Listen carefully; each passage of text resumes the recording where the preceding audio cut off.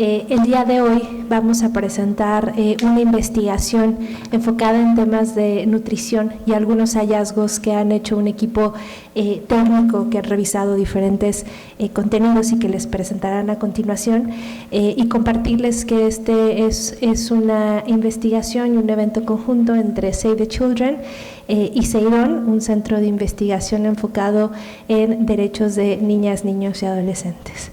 Para iniciar, me gustaría darle la palabra a Dirk Glass. Él es el director ejecutivo de Save the Children en México, quien nos dará una breve introducción sobre el objetivo de la investigación y la importancia de la misma. Muchas gracias, Dirk.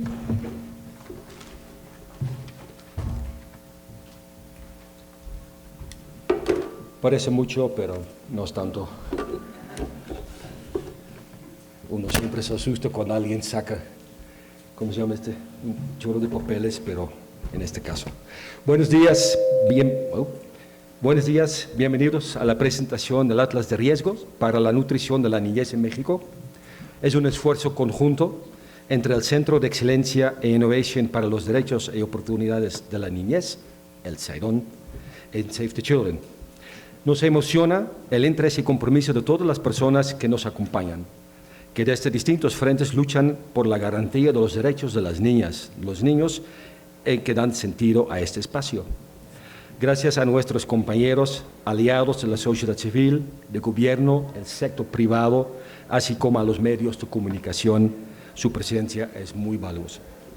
El ejercicio del derecho de la niñez a una alimentación nutritiva debe ser una prioridad de todos los sectores sociales, porque es la base para un crecimiento saludable, para el desarrollo cognitivo y para su bienestar general, lo que además impacta directamente a su rendimiento escolar, su salud a largo plazo y la posibilidad de romper ciclos de pobreza y desigualdad. Para Save the Children, este tema es definitivamente una prioridad en nuestra estrategia 25-27. A nivel internacional y nacional, tanto en contextos humanitarios como de desarrollo, implementamos programas integrales de nutrición con los que hemos alcanzado a más de 10 millones de niñas y niños y casi 3 millones de adultos en más de 40 países. En México estamos implementando diversos proyectos en los ámbitos escolar y comunitario que están orientados a mejorar las prácticas de alimentación y, por lo tanto, la nutrición de niñas, niños y adolescentes. Nuestras iniciativas y acciones se dirigen por la mayoría hacia las escuelas, en centros de atención infantil, organizar ferias, campañas de salud, nutrición, capacitación de papás, personal escolar, etc. Para dar un ejemplo, nosotros trabajamos en creación de clubes de salud y de nutrición. Capacitamos en nutrición en mejores prácticas alimentarias a madres, padres, cuidadores, docentes, miembros de comités de comedores. Desarrollo de ferias y campañas de salud y nutrición en colaboración con instituciones educativas y de salud. Creación y mejora de menús escolares, así como desarrollo de materiales sobre prácticas adecuadas en la preparación de alimentos. Mejora de infraestructura escolar para facilitar mejores prácticas de higiene. Apoyo a la rehabilitación de comedores comunitarios y de espacios que fomentan la práctica de actividades físicas. Además, intervenimos también en el contexto de movilidad forzada, con distribución de alimentos, instalación de módulos de hidratación. Tenemos cash, efectivo, para facilitar la compra de alimentos y el acceso a servicios básicos de salud. Capacitación en nutrición y prácticas de alimentación a personal encargado de cocinas en albergues. En instalación de espacios seguros para promover la lactancia materna. También contribuimos con gobiernos, tanto a nivel nacional como local, con el fin de identificar y visibilizar los desafíos que se enfrentan para garantizar la nutrición de la niñez en diferentes contextos, y les acompañamos con recomendaciones de política pública y acciones específicas para abordar estos retos. El desarrollo de Atlas de Riesgo para la Nutrición de la Niñez en México se enmarca en los esfuerzos que como organización emprendemos para promover que la nutrición y el acceso a servicios de salud de calidad sean la prioridad en la agenda pública y gubernamental. Buscamos que este se convierta en una herramienta clave para orientar la toma de decisiones de la política pública, de inversión e intervención social, así como las decisiones comunitarias. También esperamos que esta herramienta fomente y guíe nuevas colaboraciones entre el gobierno, entre el sector privado, entre las comunidades y la sociedad civil, porque necesitamos alianzas fortalecidas para abordar los desafíos en materia de nutrición. Bueno, el Atlas retoma información oficial, la contrasta y complementa con evidencia del trabajo en campo que realiza el equipo de Save the Children.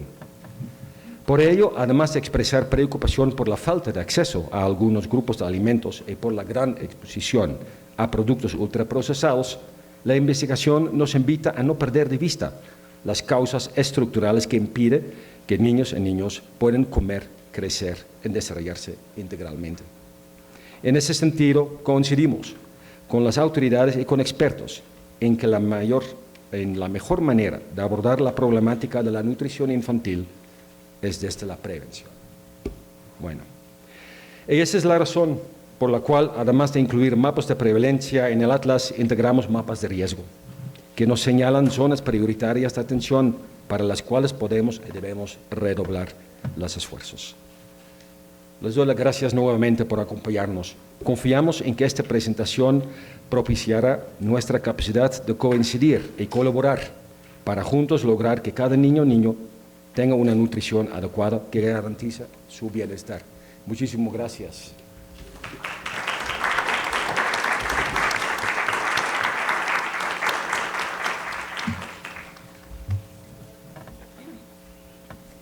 Muchas gracias, Dirk, por tu introducción. Y a continuación les compartiremos un video antes de presentar los principales hallazgos del Atlas. Por favor.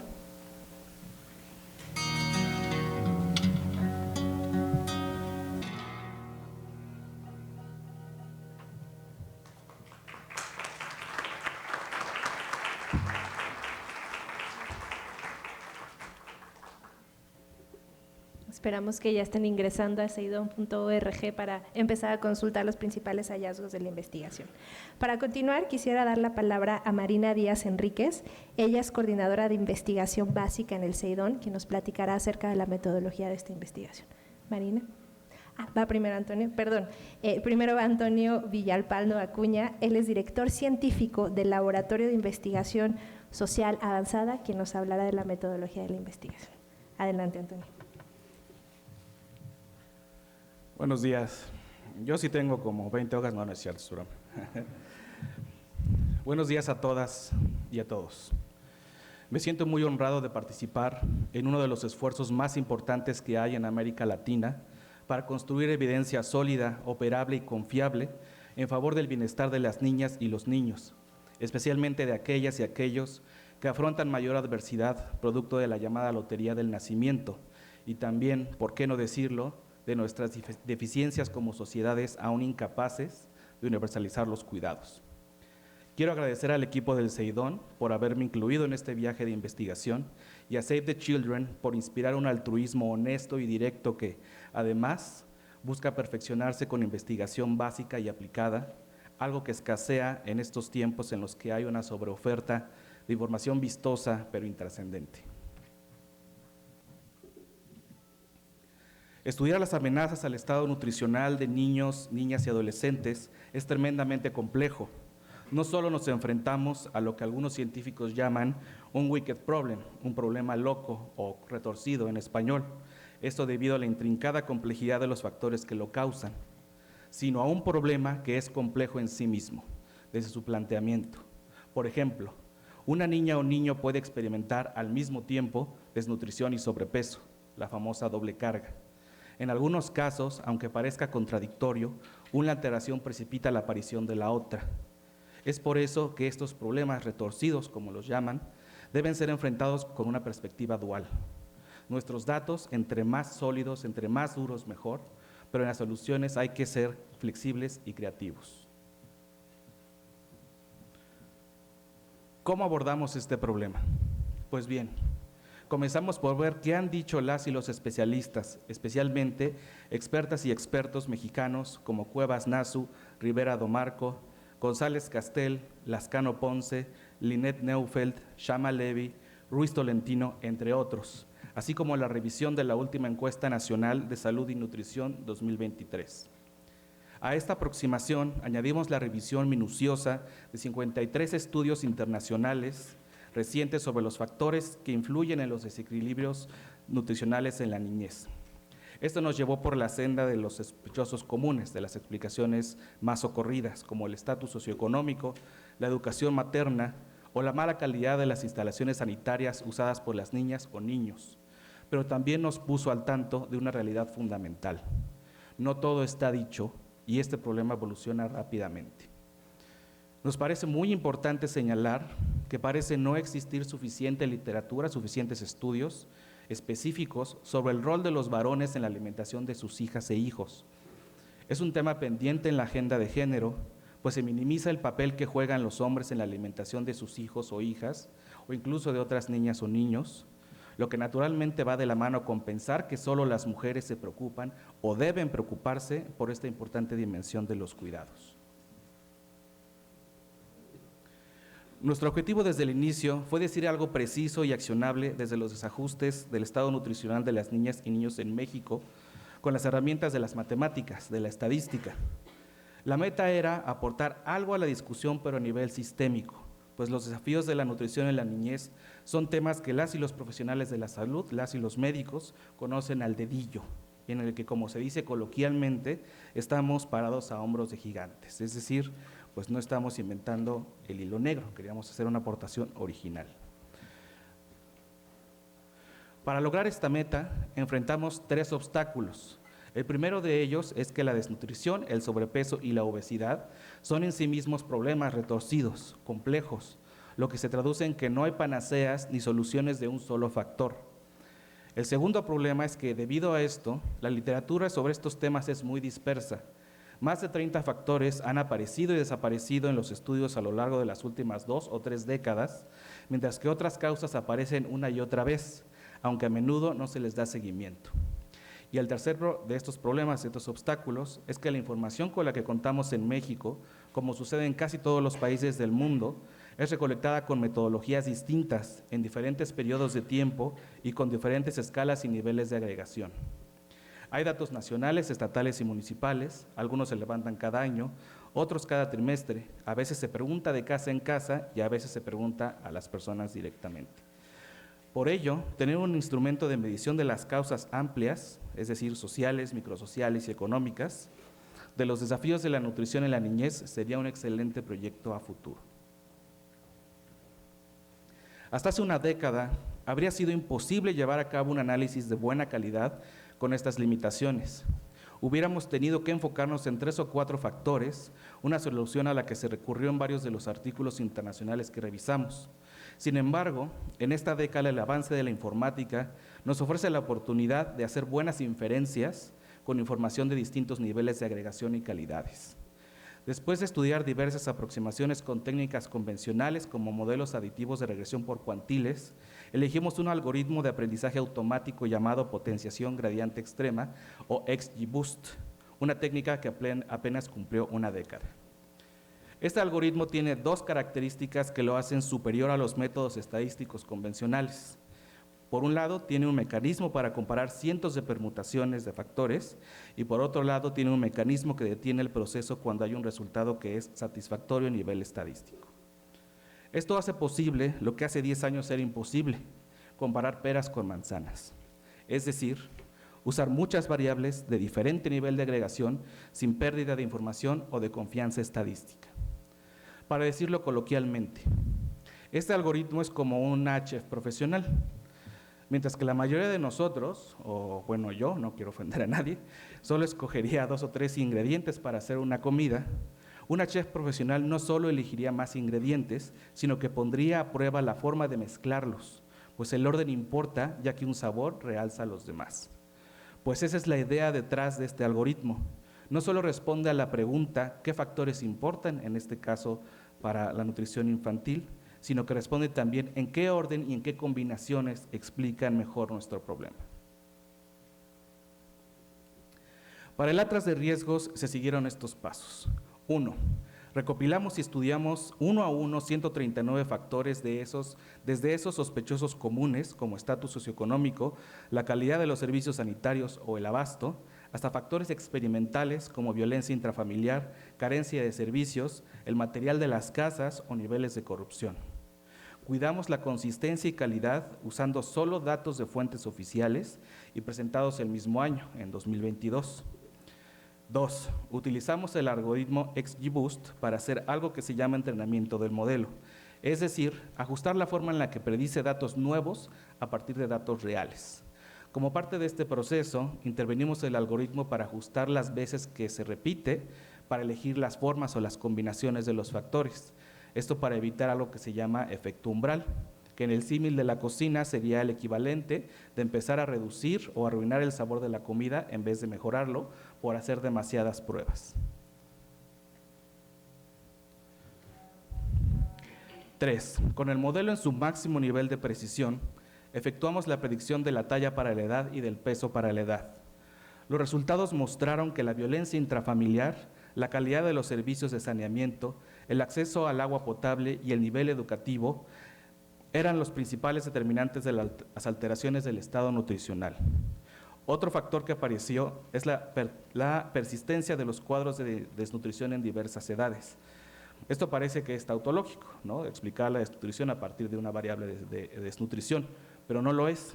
Esto significa que las alteraciones del estado nutricional tienen una característica que en biología se conoce como histéresis y en econometría como procesos autorregresivos.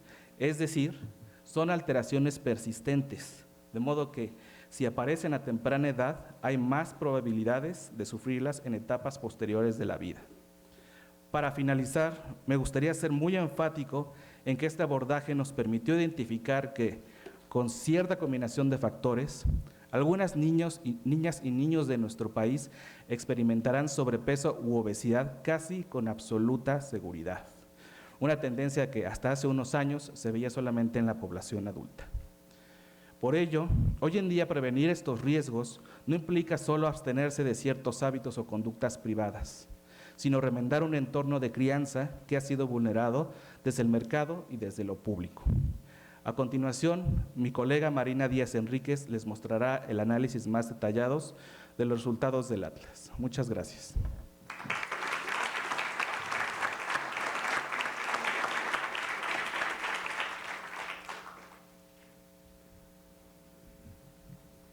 Muchas gracias, Antonio. Buenos días a todas y a todos. Queremos agradecer que nos haya podido acompañar Nayeli Ramírez, presidenta de la Comisión de Derechos Humanos de la Ciudad de México.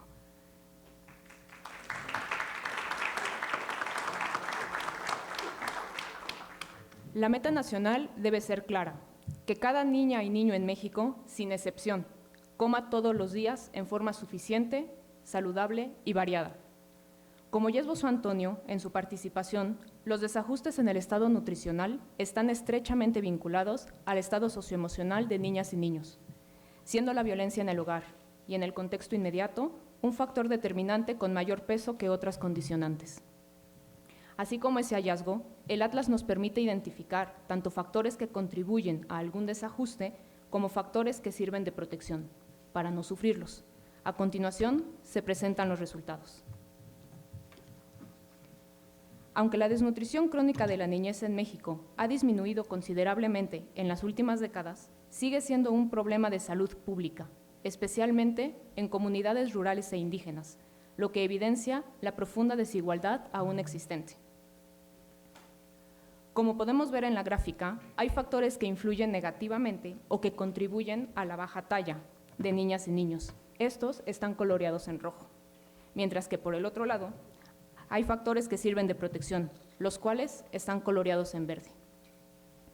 El factor que más influye negativamente es la violencia intrafamiliar. Por el contrario, el ingreso corriente monetario por transferencias protegen que niñas y niños sufran desnutrición crónica. En estados como Yucatán, Estado de México, Quintana Roo, Sinaloa y Ciudad de México, las niñas y niños de 0 a 9 años tienen un riesgo considerable de sufrir en algún punto de ese trayecto de vida, 0 a 9, desnutrición crónica. Pero sabemos que englobar el problema en 0 a 9 años puede ser muy amplio y perderíamos el foco en lo que es pertinente para diferentes grupos de edad. Es por eso por lo que también se obtuvieron resultados por edades segmentadas. En el caso de las niñas y niños de 0 a 3 años, se repiten los factores. La violencia afecta negativamente, mientras que las transferencias son un factor que protege. Los entornos conflictivos afectan profundamente el crecimiento de las niñas y niños más pequeños, probablemente debido al estrés tóxico y la inseguridad que estos ambientes generan. Por el otro lado, es importante el apoyo financiero directo, tal vez porque permiten que las familias redirijan recursos hacia el cuidado y la alimentación de las niñas y niños más pequeños. Las niñas y niños de estas edades en Puebla presentan riesgo elevado, mientras que en Quintana Roo, moderado.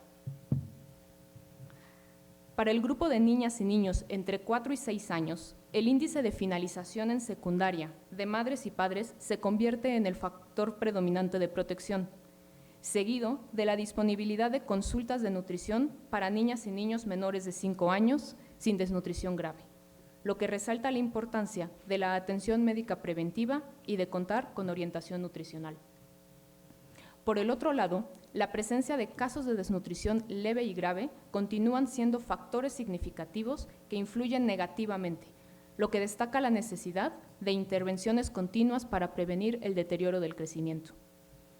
Hay 9 estados con riesgo de baja talla. Sin embargo, en el caso de Quintana Roo y Jalisco, si aventáramos una moneda al aire, en 1 de cada 2 intentos, las niñas y niños de entre 4 y 6 años tendrían riesgo de sufrir desnutrición crónica. Si pasamos al siguiente grupo de edad, es decir, 7 a 9 años, el factor que más protege es el número de mercados disponibles, lo que refleja la importancia del acceso a alimentos variados y de calidad en la dieta. Por el otro lado, la limitación en el consumo de alimentos es el factor que más influye negativamente a la desnutrición crónica en este grupo de edad, lo que indica que las barreras al acceso alimentario adecuado persisten y deben ser abordadas. Aunque hay 6 estados que tienen riesgo de baja talla, vemos que en el sur y sureste se carga la balanza.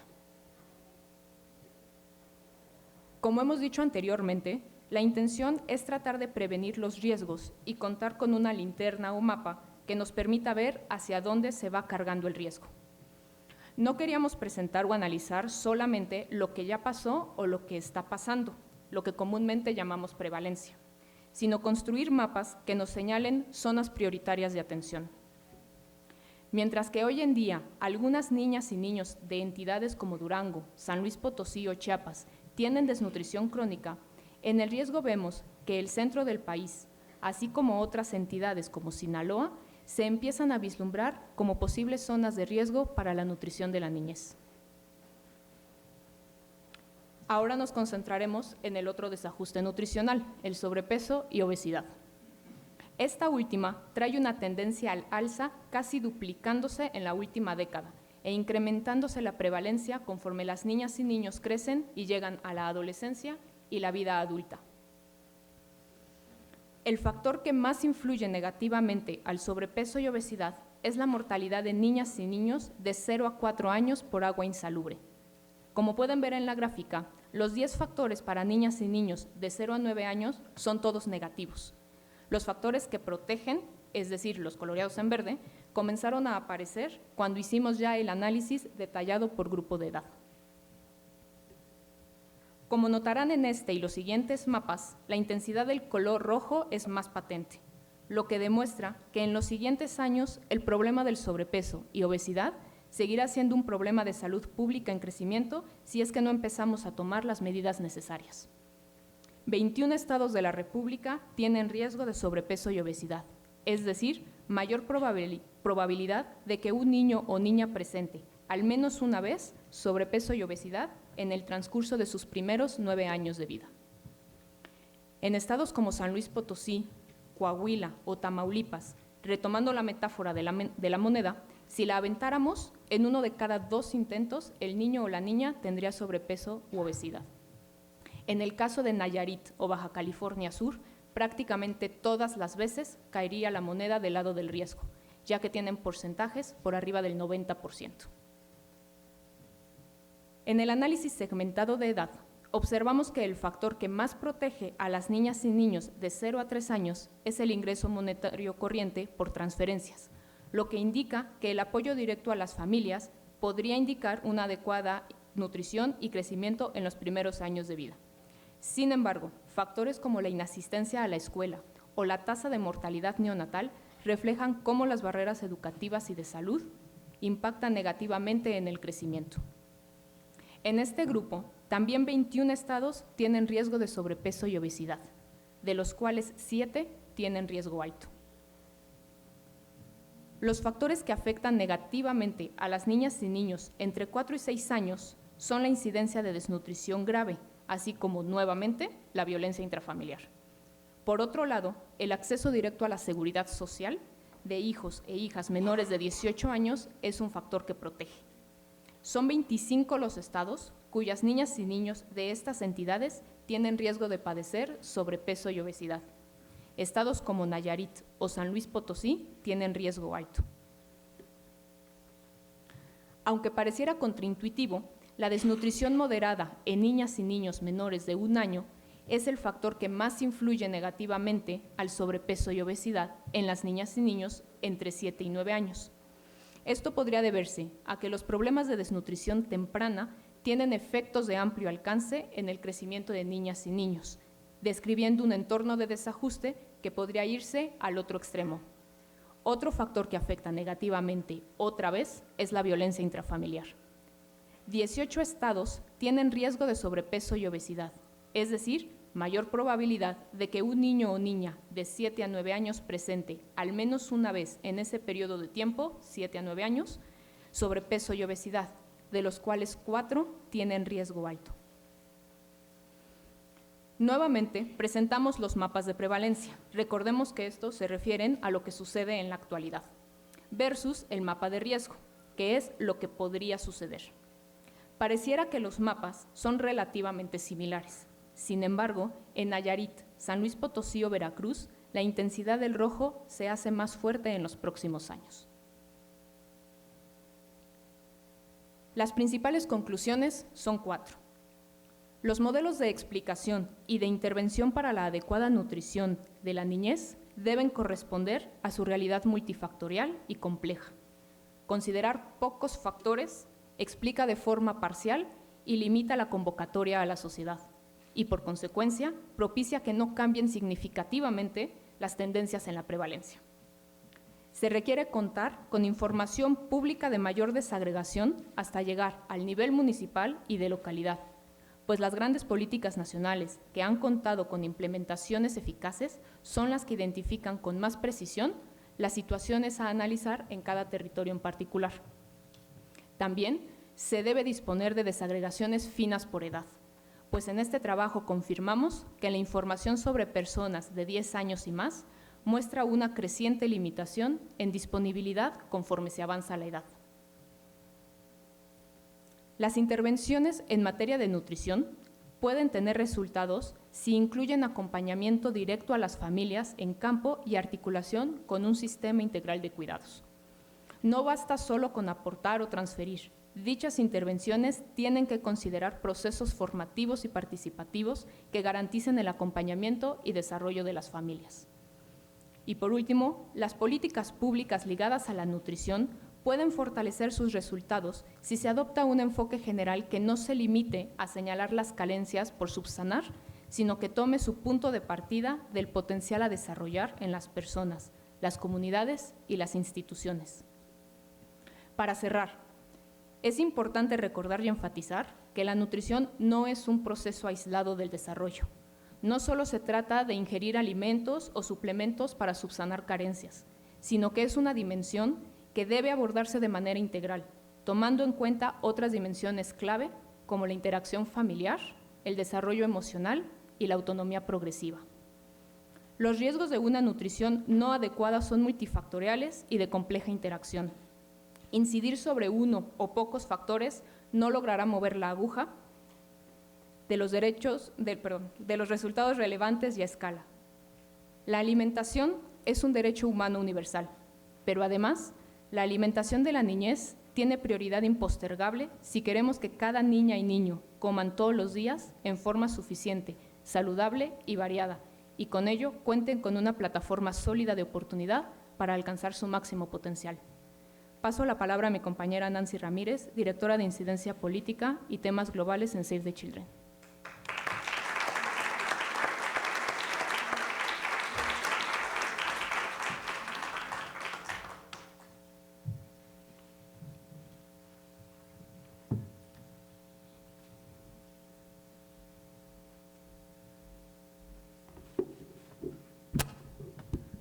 Buenos días a todas y a todos.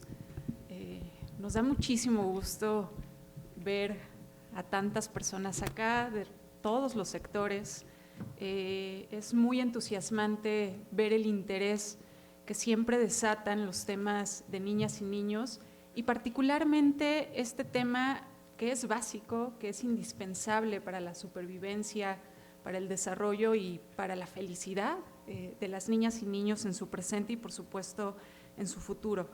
Y queremos continuar con los agradecimientos a todas las personas que hoy están acá, y particularmente mencionar que estamos muy contentos de tener representaciones de nuestros colegas, amigos, aliados de la Secretaría de Educación Pública, del DIF, de la Secretaría de Bienestar, de la Secretaría de Salud, del CIPINA, de la Secretaría de Agricultura y Desarrollo Rural, del IMSS Bienestar, de Profeco, del ICONSTA, del Instituto Nacional de Migración, así como representaciones de diversos estados de la República: Coahuila, Nuevo León, Tlaxcala, Jalisco, Chihuahua, Tamaulipas. Espero que no se me esté yendo ninguno, pero es un gusto que estén todas y todos acá escuchando estos resultados, y por supuesto en este espacio que lo que busca es seguir fortaleciendo las colaboraciones, las acciones y los esfuerzos conjuntos que nos ayuden a seguir avanzando en la garantía de los derechos de las niñas y niños, y particularmente en la garantía de su derecho a la alimentación. Y estamos en un momento que sin lugar a dudas es clave para que reafirmemos este compromiso. En principio, porque hoy contamos con un nuevo marco normativo, la Ley General de Alimentación Adecuada y Sostenible, una ley muy robusta aprobada en el último trimestre del año pasado, que vincula alimentación sustentable, alimentación saludable con producción sustentable, y esto es muy novedoso para nuestro país y algo que nos va a permitir avances sustantivos, y efectivamente logramos que esta ley sea implementada como está mandatada. Además, esta ley fortalece la coordinación intersectorial, creando el Sistema Intersectorial Nacional de Salud, Alimentación, Medio Ambiente y Competitividad, el SINSAMAC, así como su consejo. Y por supuesto, el inicio de la nueva administración pues siempre nos da una oportunidad para replantear prioridades y para diseñar estrategias que sean cada vez más efectivas y más sostenibles. Entonces, como ya se mencionó antes, este estudio que estamos presentando identifica desafíos, identifica riesgos para la nutrición de la niñez, que es súper importante en el sentido de lograr que nuestras intervenciones, sector privado, sector social, sector gubernamental, estén dirigidas a atender esos factores que están originando un problema o que podrían proteger a las niñas y niños contra estos problemas. Pero además, digamos, de ofrecer esta identificación de factores de riesgo, también tiene algunas recomendaciones para la toma de decisiones de política pública y las de inversión social que hacemos los distintos actores. Una de las primeras recomendaciones, y también por supuesto aprovechando el contexto, la coyuntura que estamos viviendo, es que el interés superior de la niñez tiene que estar incluido en la Estrategia Nacional de Alimentación 2024-2030, de forma que logremos asegurar que las niñas y niños sean una prioridad explícita en esta estrategia para la administración. Porque establecer el interés superior de la niñez en principio es un mandato constitucional que está en el artículo 4 de nuestra Constitución, pero además es esto lo que nos va a permitir medir que efectivamente se estén llevando a cabo intervenciones que pues permitan un enfoque, una focalización en los contextos, en las realidades y en esos factores que están afectando particularmente la situación nutricional de las niñas y de los niños. Que por supuesto esta estrategia tiene que contener metas verificables, sí, del impacto nutricional que estamos teniendo en las niñas y niños, pero también algunas metas que nos ayuden a identificar qué tanto estamos avanzando en la construcción de entornos habilitadores para la nutrición de la niñez. Por ejemplo, garantizar el acceso seguro a agua potable tanto en los hogares como en las escuelas, la promoción de la actividad física como parte del derecho al juego y a la participación de las niñas y niños de forma que se dé de una manera más espontánea, más natural. Apoyo a la cocina familiar, que es una de las intervenciones que podría resultar más poderosas y donde hoy todavía hay áreas de oportunidad, tanto en la política pública como en las intervenciones que estamos haciendo desde el sector social, para poder apostar más justamente al fortalecimiento de las familias, por supuesto con incentivos concretos como la producción propia, el equipamiento adecuado a cada uno de los contextos de los hogares. Y también metas que es muy importante visibilizar siempre, porque se trata de las poblaciones que se encuentran en mayores condiciones de exclusión y que no siempre son visibles en las intervenciones más amplias. Y aquí particularmente hacemos referencia a las niñas y niños que se encuentran en situación de movilidad o desplazamiento, como las niñas y niños de familias jornaleros agrícolas o las niñas y niños migrantes internos, extranjeros, que generalmente suelen enfrentar mayores desafíos para poder acceder a alimentos de calidad. Entonces, tener una atención prioritaria con metas específicas para estas poblaciones nos va a permitir visibilizarlas y tener acciones específicas que respondan también a los contextos particulares que están viviendo. Un tercer punto a tocar como parte de las recomendaciones es la importancia de garantizar que en el Consejo del CINSAMAC participen especialistas en derechos de la niñez, de forma que efectivamente aseguremos que la toma de decisiones dentro de este consejo tenga una perspectiva de enfoque en niñas y niños, en sus realidades y en los contextos que están viviendo. Y ello implica, por supuesto, también asegurar que la toma de decisiones de este consejo tenga ejercicios permanentes de participación de niñas y niños y de la propia comunidad para justamente asegurar que las intervenciones se vayan adecuando a lo que las realidades de cada contexto demandan. Nuestro cuarto punto, y creo que ya no le estoy dando vuelta acá, ahí está, sí, sigo ahí. Nuestro cuarto punto tiene que ver con la importancia de fortalecer el presupuesto y la coordinación para la nutrición en la etapa de primera infancia.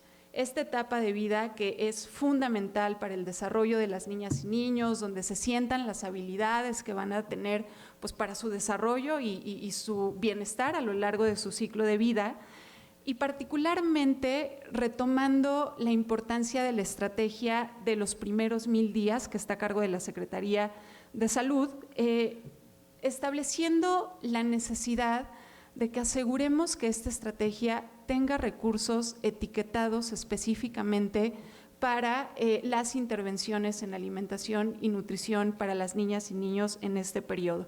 El impulso a la lactancia materna, por supuesto, sigue siendo fundamental en nuestro país, también recordando que es una de las intervenciones más costo efectivas y donde todavía estamos enfrentando algunos desafíos pese a los avances que se han tenido en los últimos años, pero también es indispensable fortalecer la transición a la alimentación complementaria. Aquí también identificamos que tanto en materia de política pública como en intervenciones de sector social tenemos una oportunidad para fortalecer las intervenciones específicas que tenemos para esa etapa de transición entre la lactancia y la alimentación complementaria, porque es justamente esta fase donde las niñas y niños van a comenzar a aprender y a desarrollar sus hábitos de alimentación para lo largo de su ciclo de vida. Y en este sentido necesitamos políticas que faciliten, sí, por supuesto, asesoría nutricional para las familias, para las propias niñas y niños, pero sobre todo acompañarlas con políticas que garanticen el acceso a alimentos adecuados. Sabemos también la complejidad muchas veces, pues porque la oferta, en ocasiones la oferta más económica, pues son los productos más procesados, ¿no? Todo depende de los contextos. Necesitamos que las niñas y niños y las familias tengan acceso a alimentos más naturales y de mayor calidad, cercanos a sus contextos. Por supuesto, el acceso a condiciones para que las mamás, los papás, las personas cuidadoras puedan favorecer la nutrición de las niñas y niños, condiciones laborales que les permitan pasar más tiempo de calidad con la familia, licencias de maternidad y paternidad ampliadas y también considerando cómo hacemos para lograr licencias de maternidad y paternidad para el sector informal, que es un sector que no tiene estas prestaciones y que está afectando, digamos, ampliamente las posibilidades, en principio, de lactancia materna, pero también las posibilidades de esta mayor dedicación a una alimentación complementaria adecuada desde el entorno familiar. Nuestra quinta recomendación tiene que ver con reactivar el papel de la escuela en la nutrición infantil, siendo la estrategia de vida saludable que está encabezando la SEP un pilar clave para lograrlo. Sin duda, esta estrategia es una oportunidad histórica para que la escuela vuelva a ser un espacio que promueve la alimentación adecuada y el bienestar de las niñas y de los niños. Y tenemos que estar conscientes de que esta es una estrategia que requiere un esfuerzo y una participación activa de todos los sectores, gobierno, sociedad civil, sector privado, comunidades. Cada uno tenemos un rol que desempeñar para que esta estrategia sea exitosa. Y en principio es imprescindible garantizar, si queremos que las escuelas sean saludables, pues que haya bebederos funcionales en todas las escuelas, que haya infraestructura básica de almacenamiento como refrigeradores o áreas frescas para alimentos perecederos. Muchas veces la infraestructura de las escuelas en diversos contextos no está dando para tener estas posibilidades y eso imposibilitará la creación, la implementación de una estrategia tan ambiciosa y tan importante como lo es la de vidas saludables. También, por supuesto, alianzas con cooperativas agrícolas para que las escuelas puedan tener alimentos frescos y a precios accesibles, lo que a su vez también va a dar a los productores locales un mercado más estable. Entonces es un ganar-ganar en estas articulaciones entre agricultura, educación y, por supuesto, algo muy importante que tiene que suceder al interior de las escuelas, porque ha sido una práctica que ha demostrado ser exitosa, es el seguimiento del estado nutricional de niñas y niños, implementando el Registro Nacional de Peso y Talla en las escuelas, asegurando que haya una vinculación con los centros de salud. Una sexta recomendación es la importancia de robustecer las estrategias de transferencias económicas y entregas en especie, que llevamos a cabo tanto desde la política pública como en las intervenciones de sociedad civil. Tenemos que garantizar que estas transferencias, que como ya nos dijo Marina, son determinantes como factor protector, ¿sí?, para la nutrición de la niñez, que estén acompañadas de otros elementos que también son clave, como orientación nutricional, seguimiento médico preventivo, diálogos comunitarios permanentes para entender las necesidades de las comunidades y con la medición de impacto en indicadores de desarrollo humano para valorar qué tanto estamos avanzando efectivamente con estas intervenciones en cambiar indicadores de desarrollo humano en las familias que se ven beneficiadas. Séptimo punto, queremos mencionar, reiterar la importancia de que la Encuesta Nacional de Salud y Nutrición tenga su financiamiento, se siga levantando de forma periódica y que incluso sea robustecida y ampliada. Esto porque necesitamos contar con datos confiables para la toma de decisiones, por supuesto a nivel nacional, pero sobre todo con encuestas que nos permitan tener datos desagregados a nivel municipio para que efectivamente también se puedan tomar estrategias locales mucho más focalizadas a esos contextos tan diversos que vivimos en nuestro país. Nuestra octava recomendación es que podemos optimizar las intervenciones que tenemos desde la sociedad civil y el sector privado si apostamos por modelos replicables, por ejemplo, los comedores comunitarios, que son indispensables para la supervivencia de muchas niñas y niños y familias en diversos contextos y necesitamos lograr que estos sean fortalecidos y complementados entre los distintos sectores para, digamos, robustecer los modelos, escalarlos, pero también asegurarnos de que tengan una mejora continua y que las propias comunidades se vayan apropiando de del propio modelo para que sean las propias comunidades quienes los gestionen, quienes los manejen y quienes se beneficien de los grandes beneficios que tienen los comedores comunitarios. Por supuesto, también retomando modelos, fortaleciendo, como decía hace un momento, modelos de asesoría en cocina familiar. De verdad, una de las grandes oportunidades muy poco exploradas y donde hacemos una fuerte invitación a invertir hacia ese lugar y avanzar en políticas laborales que favorezcan entornos familiares saludables. Y son necesarias mejoras en la composición, en la preparación y el valor nutricional de los alimentos que ofrecen las empresas productoras y las cadenas de comida. Entonces, por eso, como mencionaba hace un momento, todas y todos los sectores tenemos un papel específico que jugar para lograr que efectivamente las niñas y niños puedan lograr vidas saludables. Y finalmente, hacer el llamado pues a que conozcan, a que fortalezcan, a que adopten este atlas que estamos presentando hoy, junto con otras herramientas de monitoreo, de evaluación, de medición de la nutrición de niñas y niños, para tomarlas en cuenta en la toma de decisiones desde cada uno de los sectores en los que estamos trabajando.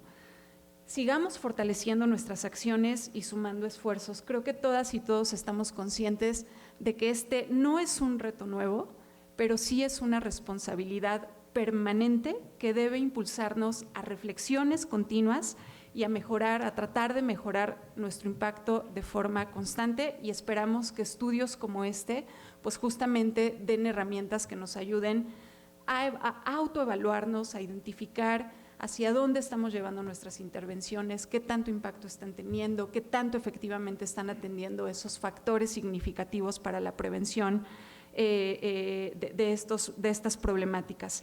Así que pues simplemente cierro diciéndoles que ofrecemos como un punto de partida para un encuentro que esperamos seguir fortaleciendo con cada una de ustedes para seguir trabajando juntas y juntos por los derechos de las niñas y niños y lograr que cada una de ellas y ellos tenga una alimentación que les permita vivir plenamente felices y con dignidad. Y muchas gracias por estar acá.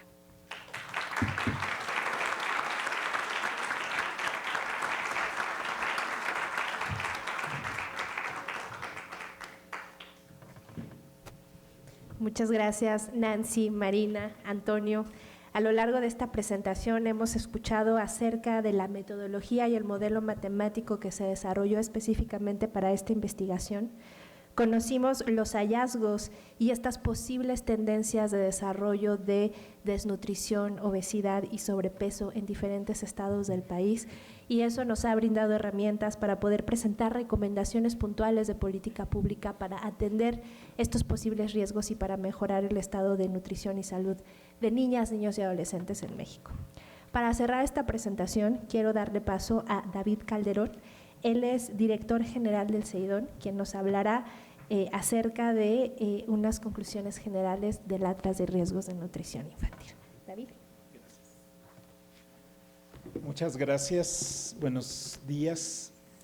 Antes de cerrar, quiero agradecer, por supuesto, a las investigadoras, Marina, que está aquí, pero también Fernanda, Laila, Samantha y Ana Laura, el equipo de CEIDON, Antonio, por su desarrollo del modelo matemático, y a quienes en el camino nos ofrecieron consejo y corrección, a todo el equipo de Save the Children, Dirk, que está aquí, Nancy, Ivonne, Mariana, todas las áreas de trabajo de Save the Children, al Fondo de Cultura Económica que nos ofreció el espacio en forma generosa.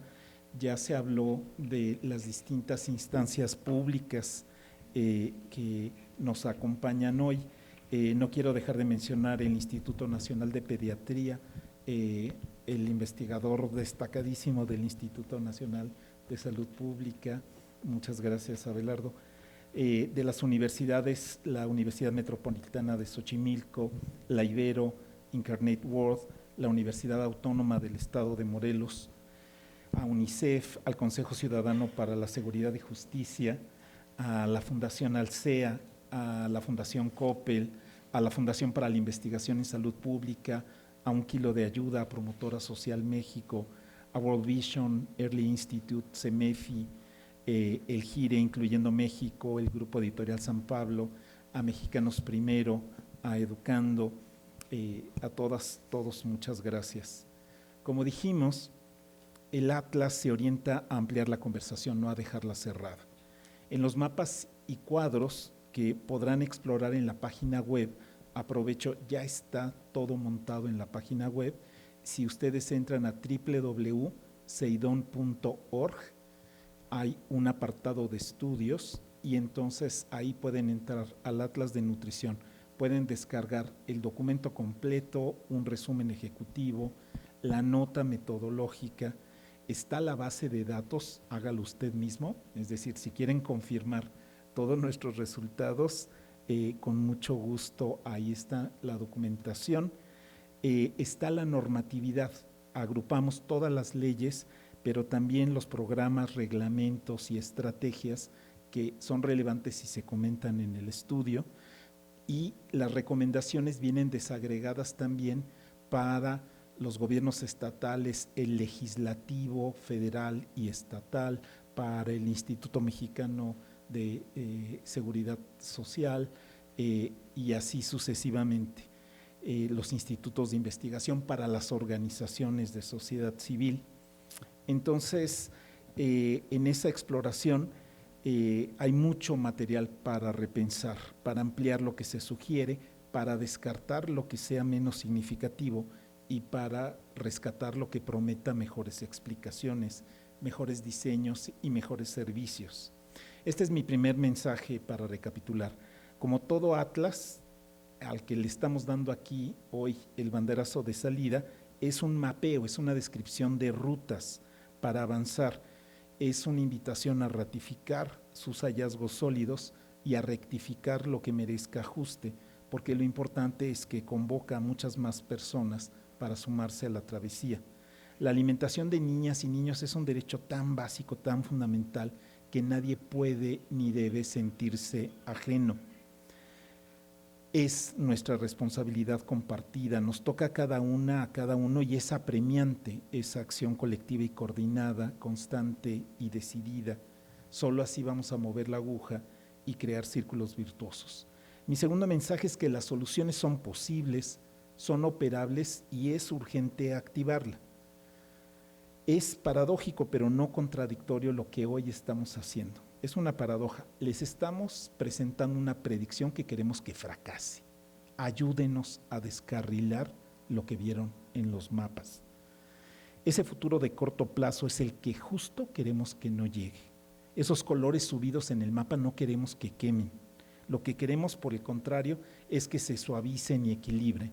Ayúdenos a tumbar, así como se dice o se canta en las marchas feministas de no se va a caer, lo vamos a tumbar. Ayúdenos a tumbar los procesos que condicionen la nutrición inadecuada, una nutrición que no es sana ni sustentable. Antonio nos explicó ya cómo la maraña de factores debe tomarse en su conjunto, pero cómo también podemos, con esa modelización matemática, afinar el tino en las intervenciones, reconocer el papel tan gravoso que tienen las violencias en la vida de las familias y que contribuyen tan fuertemente a la desnutrición crónica, o cómo la falta de disponibilidad de agua potable y la machacona presencia de bebidas azucaradas en exceso son aspectos cruciales de un escenario propenso al sobrepeso y obesidad. Escogimos, sobre todo por facilidad de comprensión en nuestro contexto, la talla para la edad y el peso para la edad como referentes, pero estamos muy conscientes que hay mucho mejores resultados más precisos con el índice exponencial de masa corporal. Es una exploración que seguimos. Marina puntualizó que este problema complejo requiere de explicaciones multifactoriales y que por ello debe garantizarse que haya datos oportunos y más desagregados para actuar con más precisión, que el acompañamiento, ahora sí literalmente para dar mejor fruto de las transferencias, es crucial, sobre todo que sea un sistema integral de cuidados, algo que ya tenemos que resolver en este país, en este periodo. El Atlas propone que retomemos lo que ya hay y puede crecer aún más en el país, las buenas prácticas del sector público, del sector social, los propios saberes y estrategias de las comunidades, ¿no? Quitarnos ese enfoque de las familias son todas ignorantes, los pueblos originarios no saben cómo alimentarse y tenemos que llegar desde arriba y desde afuera a mostrárselo. Que no sean especialmente niñas y niños solo destinatarios de los cuidados, sino protagonistas de su propio derecho a la alimentación. Nancy nos enlistó lo que nos toca, lo que corresponde a la autoridad federal y a los estados, a las organizaciones de sociedad civil, en muchos sentidos inconexo y por momentos capturado sistema de abasto, a la cadena de negocios ligados a la producción y distribución de alimentos. Hay recomendaciones para todos y mucho que aprender y retomar de lo que ha salido bien, pero también el obligado y severo examen de lo que hemos dejado para después, de lo que no le hemos puesto remedio a pesar de tenerlo a la vista. Tengamos un sentido de urgencia, de no darnos tregua. Después no hay después, después no hay después. Estamos ante un momento de oportunidad. Apenas cambió el año pasado la Ley General de Alimentación y se hacen estas puntualizaciones necesarias y atinadas. Se exige en la ley que haya un consejo intersectorial, entonces urge que ya sea convocado y funcione, y no como una asamblea de adultos que se hacen mutuos elogios, sino como un enorme e histórico sentido de responsabilidad hacia la niñez. Ya la encuesta nacional de salud y nutrición, la ENSANUT, ha demostrado año tras año su fecundidad para explicarnos más y mejor, y la comunidad de especialistas constantemente saca conclusiones y recomendaciones. Es parte del derecho a diagnóstico que debe reconocerse a niñas y niños de nuestro país. Hay que conocerla, la ENSANUT, hay que promoverla, hay que financiarla, hay que asegurarla, hay que leer los estudios de interpretación y hay que sacar las consecuencias prácticas. Es de lo más valioso que se hace en este país y da pena que no se reconozca en los medios de comunicación, que no estemos constantemente aprovechando esa riqueza. Ya vimos que el abasto no puede quedarse en unos pocos granos básicos y que los recetarios y guías no aparecen por arte de magia los alimentos en las mesas de las familias, ¿no? A veces distribuimos recetarios, pero eso no aparece los alimentos. El nuevo diseño alimentario de abasto tiene que ser honesto y transparente y es plenamente factible. No quiero dejar de recordar aquí incluso que la tesis de la presidenta Sheinbaum en su licenciatura en la Facultad de Ciencias es precisamente con respecto del uso de las estufas familiares, y su tesis de doctorado es sobre el uso de energía en las condiciones de hogar vulnerable. Estamos plenamente conscientes que somos, quienes concretamos esta investigación, aprendices. No vinimos a dictar cátedra, sino a exponer hallazgos y a confirmar convicciones en una ventana de oportunidad histórica. Muchos de ustedes que nos acompañan aquí son realmente para nosotras ejemplo, inspiración y guía, las personas expertas de quienes aprendemos. Gracias. Muchísimo se ha hecho bien. La investigación en nutrición desde salud pública es notable en nuestro país, una comunidad científica que merece una mejor escucha social. Las buenas prácticas de sociedad civil en control de peso y talla y de su estado nutricional son una mina de aprendizajes y en muchos casos es benemérita la labor de los bancos de alimentos. Son increíblemente profundos y ricos los procesos de bienestar que propician los comedores comunitarios, que pueden rediseñarse y ampliarse para acompañamiento más integral. Hay excelentes experiencias de sociedad civil, de gobiernos municipales, de la Ciudad de México, de las agencias internacionales, tanto para sectores populares urbanos y suburbanos como para comunidades indígenas y rurales y, como ya se dijo, para las poblaciones en movilidad o en emergencia. Hemos sacado en pocos años a la lactancia como país de una situación de ocultamiento y de esfuerzo individual de las madres a una política de equidad laboral, de estrategia alimentaria crucial y de crianza con ternura, al menos inicialmente.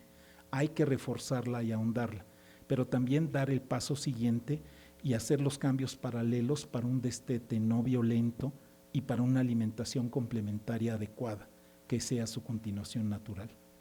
Está aquí al alcance la posibilidad de que la escuela pública básica no solo sea espacio de orientación para el derecho a la alimentación adecuada, que no esté solo en los textos y como contenidos, ¿no? Así como teníamos el laboratorio de química y no teníamos las sustancias y nada más dibujábamos los matraces con colorcitos, ¿no? Está muy bien que nos enseñen qué sería bueno que hubiese como alimentos saludables, pero deberían estar ahí, deberían estar como laboratorio. Que se vuelva un centro de experiencia real con comida caliente dentro de las jornadas ampliadas y con una revolución en cómo funcionan las cooperativas. No podemos dejar que se posponga o se borre esa esperanza. Pensemos ahora en cómo le debemos a la propia generación joven, las prácticas que en nuestro país cambiaron sobre ahorro del agua, el uso de cinturones de seguridad en los vehículos, no tirar basura en la calle, la separación de los residuos. Fueron las niñas y los niños quienes nos reeducaron como sociedad. Justamente en este momento es importante que identifiquen su propio apetito, que desarrollen su sentido crítico, que sean exigentes para distanciarse de los ultraprocesados y de las prácticas de alimentación que se desajustan por tener a las golosinas como premios. Tenemos que dejar de usar la alimentación como premio y castigo en la crianza. Eso tiene que abandonarse. Es momento de que las comidas para niños en fiestas, restaurantes y cadenas de tienda dejen de ser precisamente las opciones menos sanas de alimentación. Así pasa. Que la niñez sea quien haga conciencia a su propia familia de desechar esas falsas respuestas, que se apuntale la cocina familiar y la comida familiar, el espacio de la comida. Por supuesto, sin olvidar los procesos estructurales de justicia, de seguridad ante la violencia, de acceso a la seguridad social y de la equidad laboral como respaldo. Pero todos mereceríamos comer en nuestra casa, a nuestras horas, con las personas que nos quieren. Justamente el sentido de tener leyes y darnos instituciones es para garantizar la producción y la reproducción de la vida. Es la medida para juzgar a todo gobierno legítimo. Cerremos pues con una nota de esperanza responsable. Sí podemos estar mejor, sí podemos estar mejor. Se lo debemos a las niñas y los niños y no los tenemos que someter o arrastrar.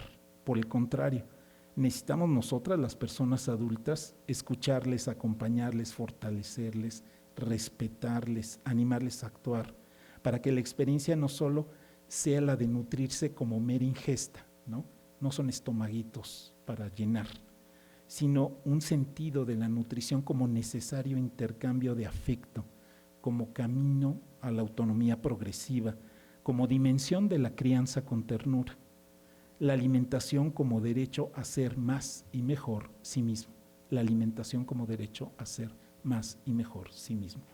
Que cada vida en la niñez, es mi deseo, nos importe, tanto como si nos ocupamos de si nuestra hija o nieta comió hoy y si comió bien, y si eso la está haciendo más sana, más segura, que crezca bien, que la mantenga activa, despierta y llena de energía para el presente.